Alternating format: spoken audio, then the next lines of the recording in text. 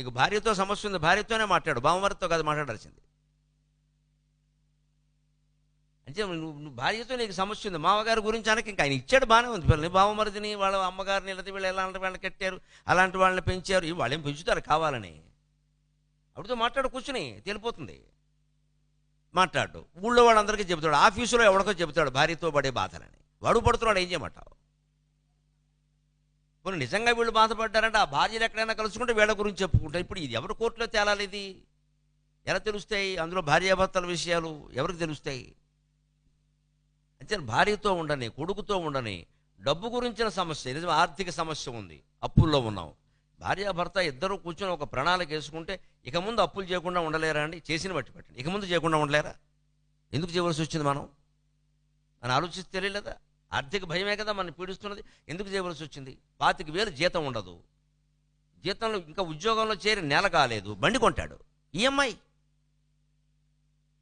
25,000 జీతమా? బండి ఏమో ₹1,00,000. ఏం ధైర్యంతో కొన్నావు నువ్వు? నెలకు 5,000 వాయిదా అంటాడు. అంటే 20 నెలలు కట్టాలా వద్దా? నీ 25,000లో 5,000 పోతే 20,000 నువ్వు బతకగలవా? కొన్ని అలా కొని ఊరుకుంటాడా? వెంటనే ఐఫోన్ కొంటాడు, అదో 50,000, దానికో 5,000 వాయిదా. ఇప్పుడు మొత్తం 25,000 25,000 ఫోన్లో 15,000 నీకు వాయిదాలకు పోయిన తర్వాత నీకు 10,000 దేనికి పనికొస్తుంది?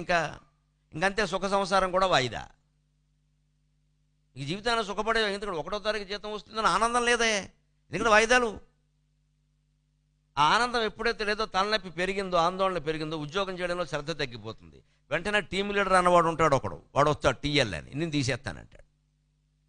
ఇదంతా తీసేయనివ్వండి, ఉండనివ్వండి, అది వేరే విషయమో. ప్రపంచంలో పరిస్థితులు మనం వాటిని మార్చలేము, సమాజాన్ని మనం మార్చలేము, మన మనస్సును మనం మార్చుకోవలసిందే, ఇంకో దారి లేదు. అటువంటిప్పుడు మనం చేయాల్సింది ఏమిటి? కూర్చుని ఇదిగో ఇంత సొమ్ము ఉంది మనకి, ఇంతలో మనం బతకాలంటే 25,000 30,000 ఏదైనా కానీ మనం దాంట్లోనే మన జీవితానికి ప్రణాళిక వేసుకోవాలి. మిగిలింది అప్పు చేసేటువంటి పరిస్థితి ఉండకూడదు. ఈఎంఐ అంటే ఒక్క మాటలో చెప్పాలంటే అందరికీ అర్థమవుతుంది, బ్రాహ్మణులకి బ్రహ్మాండంగా అర్థమవుతుంది. సంవత్సరకాలకు ముందు మాసికాలు పెడతారు చూడండి, అదే ఈఎంఐ. ఈక్వల్ మంత్లీ ఇన్స్టాల్మెంట్ అంటే ఎవడు మాసికం వాడే పెట్టుకోవడం. సంవత్సరకాలకు ముందు మాసికాలను ఉంటాయి, ప్రతి నెల పెడతారు మాసికం. ఈఎంఐ అంటే ప్రతి నెల ఎవడు మాసికం వాడే పెట్టుకోవడం.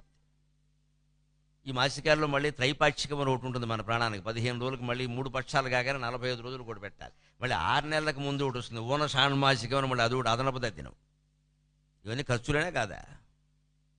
అలాగే ఈ ఈఎంఐలు కట్టడంలో కూడా మధ్యలో వాడు వడ్డీ పెంచేసి వేరే ఒక వాయిదా అదనంగా ఉంది కట్టమంటాడు, అదే అధిక మాసం తద్దినం అంటే. అసలు ఉద్యోగంలో చేరగానే బండి ఉండాలి, ఫోన్ ఉండాలి, ఇల్లు ఉండాలి, ఇన్ని ఆలోచనలు ఎలా వస్తున్నాయి? ముందు తిండి ఉండాలి కదా, బండి ఉండాలనడం కంటే. మనం ఇదే జీతంతో ఇదే వసతులతో ఓ 6 నెలలు గడుపుదాం, ఒక ఏడాది గడుపుదాం. అప్పుడు ఆ 25,000లో కనీసం 5,000 ఇతను పొదుపు చేయగలుగుతాడు. పైగా ఒంటరిగా ఉన్నవాడైతే 15,000తో సరిపెట్టుకుని 10,000 పొదుపు చేస్తాడు. రేపు పెళ్లి చేసుకుని భార్యను తీసుకొచ్చే నాటకే ఇతను ₹1,00,000 నిల్వ చూపించగలుగుతాడు. అప్పుడు ₹1,00,000 నీ దగ్గర ఉన్నప్పుడు 2,00,000 వస్తువు నువ్వు బేరమాడి మిగిలిన 1,00,000కి ఈఎంఐ పెట్టినా నష్టమేం లేదు. ఇప్పుడు ఆర్థిక సమస్యకు మనం భయపడుతున్నాము అంటే సమీపంగా దాని గురించి దాన్ని చూస్తూ దాన్ని అవగాహన చేసుకుంటూ భార్యాభర్త ఒక ప్రణాళిక వేసుకుంటే తేలిపోయిందా లేదా?